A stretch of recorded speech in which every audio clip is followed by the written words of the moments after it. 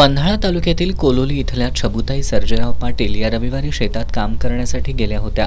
मात्र त्या सायंकाळपर्यंत घरी परत आल्या नाहीत. त्यामुळे नातेवाईकांनी शोधाशोध सुरू केली. त्यांना शेतात छबुताई पाटील यांचा रक्ताच्या थारोळ्यात पडलेला मृतदेह आढळून आला होता. या घटनेमुळे कोलोली परिसरात मोठी खळबळ उडाली होती. पन्हाळा पोलिसात खुनाचा गुन्हा दाखल करण्यात आला होता. स्थानिक गुन्हेन्वेषण शाखेचे पोलीस निरीक्षक सुशांत चव्हाण यांनी समांतर तपासासाठी विशेष पथक तयार केलं होतं. सहाय्यक पोलीस निरीक्षक सागर वाघ, पोलीस उपनिरीक्षक संतोष गळवे आणि इतर अधिकाऱ्यांनी घटनास्थळाची बारकाईनं पाहणी करून तपासाला सुरुवात केली.